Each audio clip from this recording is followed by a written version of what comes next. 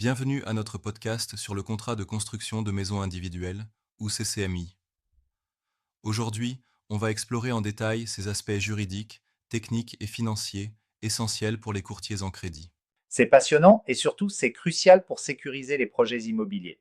Alors par quoi on commence exactement? Eh bien, on doit tout d'abord comprendre que le CCMI est un contrat encadré par la loi du 19 décembre 1990. Il a été conçu pour protéger le maître d'ouvrage, qui est souvent le client, contre les risques comme l'abandon de chantier, les malfaçons et surtout les surcoûts inattendus. C'est-à-dire que avant l'instauration de ce cadre légal, les maîtres d'ouvrage étaient beaucoup plus vulnérables, n'est-ce pas? Exactement, c'est comme si on laissait quelqu'un faire une opération complexe sans voir le plan et sans Il garantie y de a- sécurité.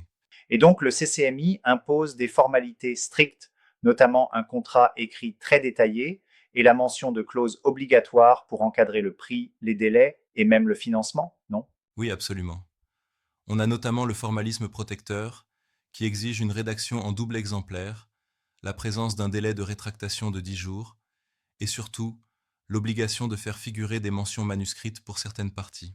Intéressant, mais je me demande, est-ce que la distinction entre le CCMI avec fourniture de plan et celui sans fournit vraiment une différence majeure? C'est une bonne question. En fait, le CCMI, avec fourniture de plans, implique que le constructeur fournit les plans et s'occupe, au moins en partie, de la conception. Tandis que pour le CCMI sans plan, c'est le maître d'ouvrage qui se charge de faire établir ses plans par un professionnel indépendant. Ainsi, Mhm. les garanties et la protection restent, mais les modalités de paiement et d'exécution diffèrent.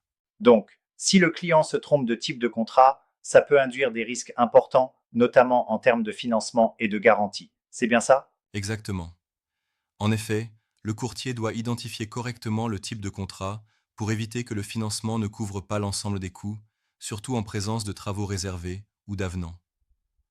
On ne peut pas se permettre d'avoir un déséquilibre entre le contrat et le plan de financement. D'accord. Et en parlant des coûts, le contrat fixe un prix global fixe, mais il y a quand même la possibilité d'une révision du prix basée sur l'indice BT01, non? Oui, et c'est comme si le constructeur avait un petit peu de marge pour ajuster le prix en fonction de l'inflation des matériaux. La clause de révision BT01 stipule que la révision ne peut être appliquée que dans des conditions strictes, et surtout, elle reste limitée à la variation constatée depuis la signature. C'est rassurant, mais cela implique aussi que le courtier doit anticiper ce risque lors de la structuration du financement. Est-ce que c'est souvent complexe en pratique? Oui, car le courtier doit intégrer dans le plan de financement non seulement le prix forfaitaire, mais aussi l'ensemble des coûts additionnels, comme le coût du terrain, les frais de notaire, l'assurance dommage-ouvrage, et même les travaux réservés, ceux que le maître d'ouvrage se réserve de faire lui-même. Il y a Tout doit être cohérent et, eux, supplémenté dans le financement. D'ailleurs, l'assurance dommage-ouvrage, ou DO, semble être une pièce maîtresse dans tout ce système. Pourquoi est-elle considérée comme indispensable? C'est simple, la DO permet au maître d'ouvrage d'obtenir un préfinancement rapide en cas de sinistre, surtout pour couvrir les dommages relevant de la garantie décennale. Sans DO, le client pourrait se retrouver à devoir avancer des frais importants et engager une procédure longue en cas de sinistre. Mais est-ce que le constructeur peut proposer de prendre en charge la souscription de la DO pour simplifier le processus? Dans certains cas, oui, mais même si le constructeur propose de s'en occuper, c'est toujours le maître d'ouvrage qui est responsable du paiement de la prime. Et il est crucial que cette prime soit intégrée dans le financement global pour éviter une mauvaise surprise. Ok, donc pour le courtier, vérifier l'attestation DO avant l'ouverture du chantier est essentiel. Sinon, la banque pourrait refuser de débloquer les fonds. Non. Exactement.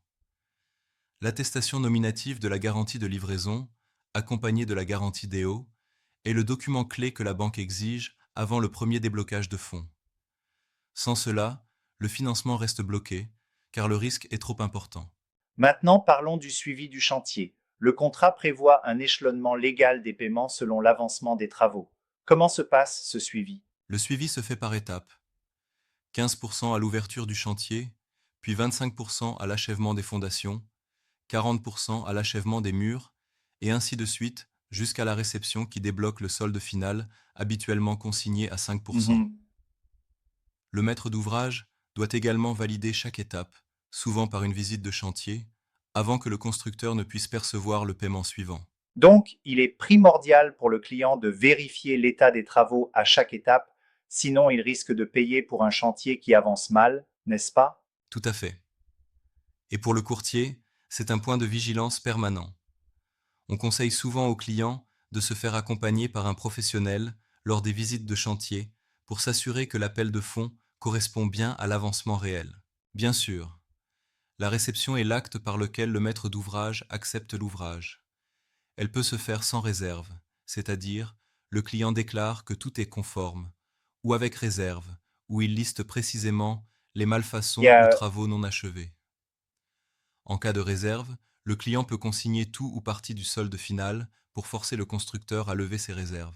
Cela semble être une protection vraiment efficace, mais ici, je voudrais vous poser une question. Est-ce que cette procédure de réception avec réserve n'ajoute pas, selon vous, une complexité supplémentaire pour le financement et le suivi du chantier? C'est vrai, on peut dire que c'est comme si, en plus de suivre le chantier, le client devait aussi être un inspecteur technique. Toutefois, ce mécanisme est conçu pour garantir que les malfaçons soient corrigées avant le paiement final. Pour le courtier, c'est donc un signal d'alerte à vérifier rigoureusement, voire même à conseiller un accompagnement par un expert. Je comprends. Parlons aussi des évolutions récentes, notamment la RE 2020. Comment cette réglementation impacte-t-elle le CCMI? La RE 2020 impose des exigences plus strictes en matière de performance énergétique et d'impact environnemental. Cela se traduit par un surcoût de construction qui peut aller de 5% à 15% supplémentaire. Mhm. Le contrat doit alors intégrer ces coûts et le financement doit être révisé pour tenir compte de cette augmentation. Ça représente une opportunité pour les prêts verts, mais cela nécessite une analyse fine du dossier. Donc, pour un courtier, anticiper ces surcoûts et orienter le financement en conséquence est devenu une compétence indispensable. Exactement.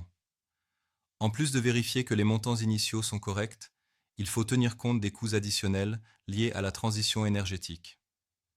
Sans cette intégration, le plan de financement risque de se retrouver très en dessous des besoins réels, ce qui pourrait mener à des refus bancaires ou des complications en cours de chantier.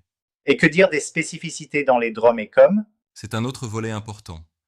Bien que le cadre légal du CCMI reste le même dans ces régions, il faut adapter le suivi aux contraintes climatiques, sismiques et logistiques particulières. Les matériaux, les délais et même les garanties peuvent différer de ceux en métropole. Le Il courtier y doit a, donc être particulièrement vigilant et ajuster ses prévisions de coûts et de délais en fonction de ses spécificités locales. En clair, il faut toujours prendre en compte tous les paramètres, même ceux qui semblent moins évidents, pour sécuriser l'investissement et le financement. Un dossier mal structuré peut avoir des conséquences lourdes. Exactement. Et c'est là que la checklist opérationnelle que nous avons d'ailleurs vue dans le programme entre en jeu. Elle permet de vérifier systématiquement toutes les étapes, du contrat, des garanties, du plan de financement, jusqu'au suivi de la réception et des éventuelles modifications. Mhm. C'est un véritable outil de sécurité. Je trouve ça très clair et complet. Un dernier point, peut-on résumer l'importance overall du rôle du courtier dans tout ce processus? Oui, évidemment. Le courtier dans ce domaine ne se contente pas de trouver le meilleur taux. Il doit devenir un véritable conseiller global, vérifier que le contrat CCMI est conforme, que les garanties essentielles, comme la garantie de livraison et l'assurance DO, sont en place, ajuster le plan de financement en incluant tous les coûts et accompagner le client tout au long du chantier jusqu'à la réception. Il y a, En somme, il réduit les risques pour la banque et sécurise le projet de vie du client. c'est fascinant de voir toute l'étendue de cette démarche. Je vous remercie pour ces éclaircissements. Vraiment, c'était riche en informations et très instructif. Merci à vous. J'espère que ce survol détaillé du CCMI et ses implications pour le financement et la construction aidera les professionnels du crédit à mieux sécuriser leurs dossiers et à guider leurs clients avec confiance.